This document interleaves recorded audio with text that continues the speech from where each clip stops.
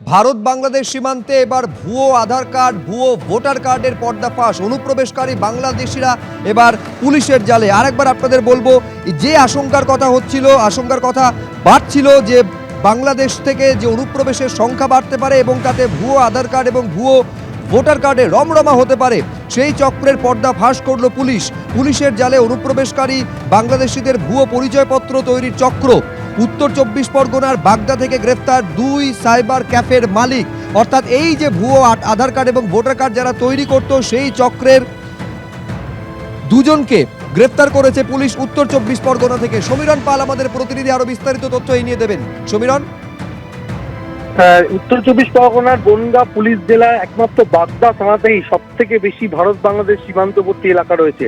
আর সেই কারণে সম্প্রতি বাংলাদেশের যে অশান্ত পরিস্থিতি, সতর্ক ছিল পুলিশ এবং পুলিশের পক্ষ থেকে লাগাতার তল্লাশি অভিযান চালানো হচ্ছিল। যেহেতু বাংলাদেশ থেকে এদেশে অনুপ্রবেশকারীরা আসতে পারেন এবং এসে ভুয়ো নথি তৈরি করতে পারে, সেই ধরনের একটি চক্র সক্রিয় হয়েছে এরকম পুলিশের কাছে গোপন সূত্রে খবর ছিল। এবং বাগদা থানার পুলিশ গোপন সূত্রে খবর পেয়ে এরকম ভুয়ো আধার কার্ড এবং ভুয়ো ভোটার কার্ড তৈরির চক্রের 2 দোকান মালিককে গ্রেপ্তার করেছে। একজনের নাম সুমন ঘোষ এবং একজনের নাম অসিত দাস, এবং তাদেরকে আজকে বনগাঁ মহকুমা আদালতে পাঠানো হয়েছে। এবং পুলিশ যেটা জানাচ্ছে যে এরা সাইবার ক্যাফের আলাদে এই ধরনের জাল চক্র তৈরি করেছিল, জাল ভোটার কার্ড, জাল আধার কার্ড।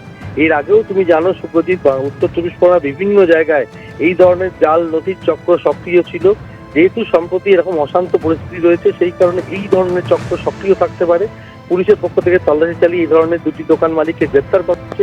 তাদেরকে জিজ্ঞাসাবাদ করে বাকিদের হদিশ চালানো হচ্ছে যে এই সীমান্তবর্তী এলাকায় আর কারা কারা এই ধরনের সাইবার ক্যাফের আড়ালে এই ধরনের জাল নথির চক্র চালাচ্ছে। এদেরকে আজকে বনগাঁ মহকুমা আদালতে পেশ করা হয়েছে। ধন্যবাদ সমীরণ।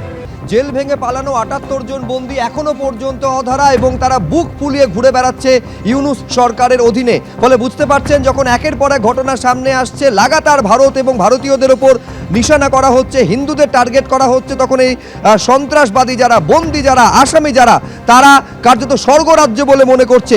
78 জন বন্দী, তারা এখনো পর্যন্ত বুক ফুলিয়ে ঘুরে বেড়াচ্ছে। 6 আগস্ট সকালে কাশিমপুরের হাই সিকিউরিটি জেল থেকে পালিয়ে যায় 199 জন জঙ্গি। নরসিংদী জেলা কারাগার থেকে 826 জন বন্দী উধাও হয়ে যায়। জেল থেকে লুট হয় 85টি আগ্নেয়াস্ত্র এবং 8000-এর বেশি কার্তুজ। এখনও ঠিক কতজন জেলবন্দি আসামি পালিয়েছে সে বিষয়ে নিশ্চিত নয় জেল কর্তৃপক্ষ। ফলে এই সংখ্যাটা এক্স্যাক্টলি কত, একেবারে বাংলাদেশ সরকারের কাছে, বাংলাদেশ প্রশাসনের কাছে তার কোনো সঠিক খবর নেই। কুষ্টিয়া জেল থেকেও 87 জন বন্দী পালিয়েছে। সাতক্ষীরা জেলা কারাগার ভেঙে পালিয়েছে 87 জন আসামি। শেরপুর জেলা কারাগার ফাটক ভেঙে উধাও হয়েছে 518 জন বন্দী। পালানোর আগে বহু জেলে ভাঙচুর চালিয়ে আগুন পর্যন্ত ধরিয়ে দেয় দুষ্কৃতীরা।